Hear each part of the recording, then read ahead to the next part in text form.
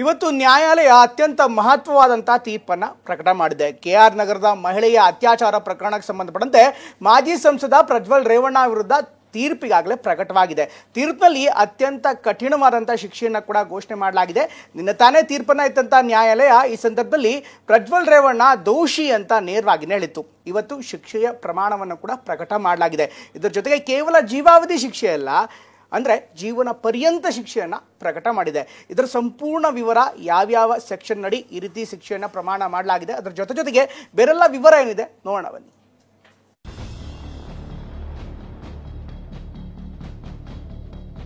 ಜೀವಾವಧಿ ಶಿಕ್ಷೆಯನ್ನ ವಿಧಿಸಿದೆ. ಸಂಪೂರ್ಣ ಜೀವನದುದ್ದಕ್ಕೂ ಜೈಲಿನಲ್ಲಿ ಇರಬೇಕಾಗತ್ತೆ. ಹೊಸ ಕಾನೂನಲ್ಲಿ ಜೀವಾವಧಿ ಶಿಕ್ಷೆ ಅಂತಂದ್ರೆ ಅವನ ಜೀವನ ಪರ್ಯಂತ ಇರತಕ್ಕಂಥ ಶಿಕ್ಷೆ.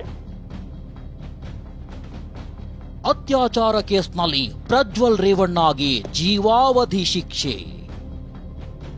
ಜೀವನ ಪರ್ಯಂತ ಜೈಲು ಹಕ್ಕಿಯಾದ ಪ್ರಜ್ವಲ್ ರೇವಣ್ಣ. ತೀರ್ಪು ಮಹತ್ವದ ತೀರ್ಪು.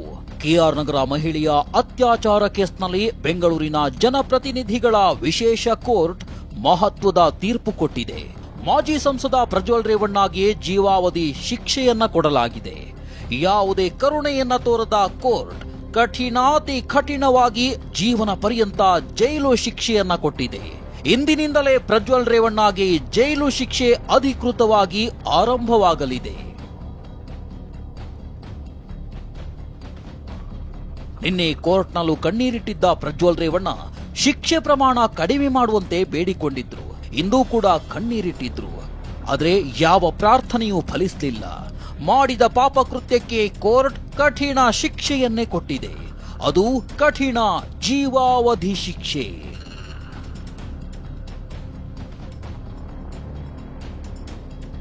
$11,60,000 ದಂಡ. ಸಂತ್ರಸ್ತೆಗೆ $11,25,000 ಪರಿಹಾರ.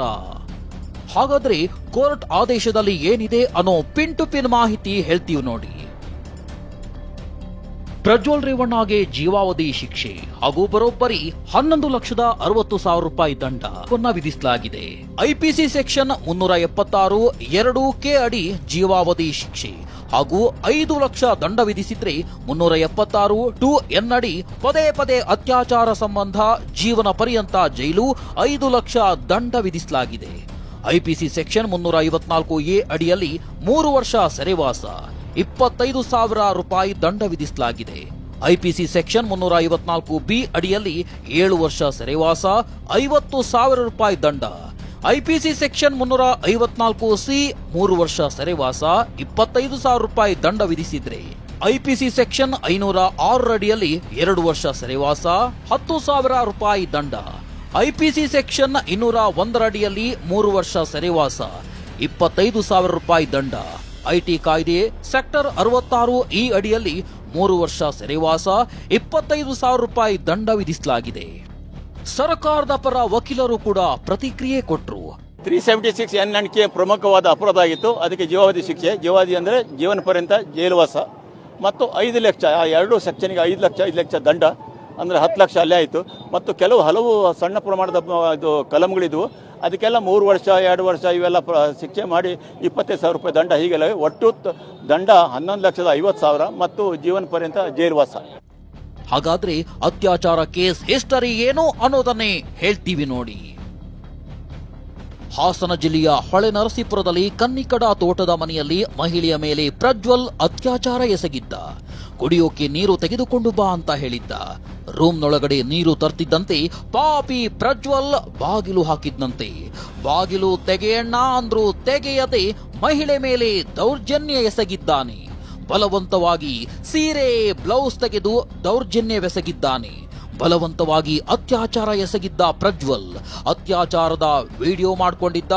ಬಸವನಗುಡಿಯ ಮನೆ ಕ್ಲೀನ್ಗೂ ಬಂದಾಗಲೂ ಪ್ರಜ್ವಲ್ ಇದೇ ರೀತಿ ವರ್ತನೆ ಮಾಡಿದ್ದಾನೆ. ಒಗೆಯೋಕೆ ಬಟ್ಟೆ ತೆಗೆದುಕೊಂಡು ಹೋಗುವಂತೆ ಮಹಿಳೆ ಕರೆದಿದ್ದ. ರೂಮ್ಗೆ ಹೋಗಲು ಹಿಂಜರಿದಾಗ ಮಹಿಳೆಗೆ ಪ್ರಜ್ವಲ್ ಗದರಿದ್ದ. ಇನ್ನು ತೀರ್ಪಿಗೂ ಮೊದಲು ಜನಪ್ರತಿನಿಧಿಗಳ ವಿಶೇಷ ಕೋರ್ಟ್ನಲ್ಲಿ ಪ್ರಬಲ ವಾದ ಮಂಡನೆಯಾಯಿತು. ಪ್ರಜ್ವಲ್ ಪರ ಹಿರಿಯ ವಕೀಲೆ ನಳಿನ ಮಾಯಾಗೌಡ ವಾದ ಮಂಡಿಸಿದ್ರು. ಪ್ರಾಸಿಕ್ಯೂಷನ್ ಪರ ಎಸ್ಪಿಪಿ ಬಿಎನ್ ಜಗದೀಶ್, ಅಶೋಕ್ ನಾಯಕ್ ವಾದಿಸಿದ್ರು. ವಾದ ಪ್ರತಿವಾದ ಮುಕ್ತಾಯವಾಗ್ತಿದ್ದಂತೆ ಕೋರ್ಟ್ ಹಾಲ್ನಲ್ಲೇ ಇದ್ದ ಪ್ರಜ್ವಲ್ ಕಣ್ಣೀರು ಹಾಕಿದ್ದ. ನನ್ನ ತಂದೆ ತಾಯಿಗಳನ್ನ ನೋಡಿ 6 ತಿಂಗಳಾಗಿದೆ ಅಂತ ಗಳಗಳನೆ ಕಣ್ಣೀರಿಟ್ಟಿದ್ದ. ಹಾಗಾದ್ರೆ ಕೋರ್ಟ್ನಲ್ಲಿಂದು ವಾದ ಪ್ರತಿವಾದ ಹೇಗಿತ್ತು ಅನ್ನೋದನ್ನ ತೋರಿಸ್ತೀವಿ ನೋಡಿ. ಜೀವಕ್ಕಿಂತ ಹೆಚ್ಚಿನ ಹಾನಿ ಸಂತ್ರಸ್ತ ಮಹಿಳೆಗಾಗಿದೆ. ಆಕೆಯನ್ನ ಬ್ಲಾಕ್ ಮೇಲ್ ಮಾಡಿ ಅತ್ಯಾಚಾರ ಮಾಡಲಾಗಿದೆ. ಅತ್ಯಾಚಾರದ ರೀತಿ ಆತನ ವಕ್ರ ಮನಸ್ಥಿತಿ ತೋರಿಸುತ್ತೆ. ಪ್ರಜ್ವಲ್ ಸಂಸದನಾಗಿದ್ದು ಇಂತಹ ದುಷ್ಕೃತ್ಯ ಎಸಗಿದ್ದಾನೆ.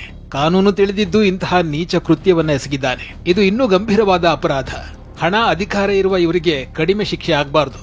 ಸಮಾಜದ ತನ್ನ ಸ್ಥಾನಮಾನವನ್ನ ಅಪರಾಧಿ ದುರುಪಯೋಗಪಡಿಸಿಕೊಂಡಿದ್ದಾನೆ. ಪ್ರಜ್ವಲ್ಗೆ ಗರಿಷ್ಠ ಶಿಕ್ಷೆಯನ್ನು ವಿಧಿಸಿ ಇತರರಿಗೆ ಎಚ್ಚರಿಕೆ ಆಗಬೇಕು.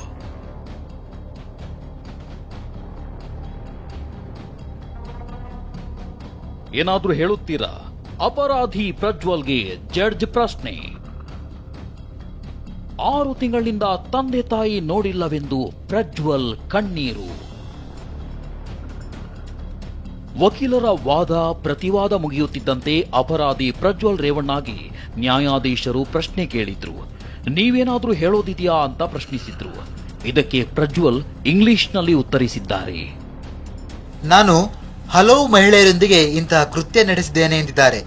ನಾನು ಸಂಸದನಾದ ವೇಳೆ ಯಾರೂ ಇಂತಹ ಆರೋಪ ಮಾಡಿರಲಿಲ್ಲ. ನಾನು ರೇಪ್ ಮಾಡಿದ್ರೆ ಅವರು ಯಾರಿಗೂ ಏಕೆ ಹೇಳಲಿಲ್ಲ? ಚುನಾವಣಾ ವೇಳೆಯೇ ಇಂತಹ ಆರೋಪ ಮಾಡಿದ್ದಾರೆ. ಕೋರ್ಟ್ ಆದೇಶಕ್ಕೆ ನಾನು ತಲೆಬಾಗುತ್ತೇನೆ.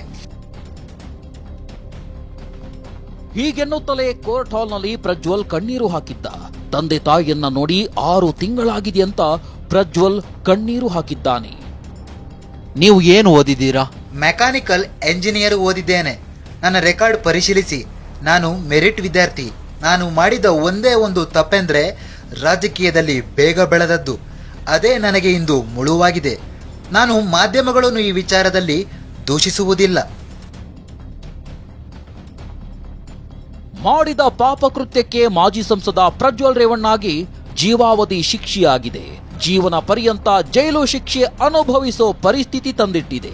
ಕೋರ್ಟ್ 11,60,000 ದಂಡ ವಿಧಿಸಿದ್ರೆ ಇದರಲ್ಲಿ ಸಂತ್ರಸ್ತೆಗೆ 11 ಲಕ್ಷ ರೂಪಾಯಿ ಕೊಡಬೇಕಿದೆ.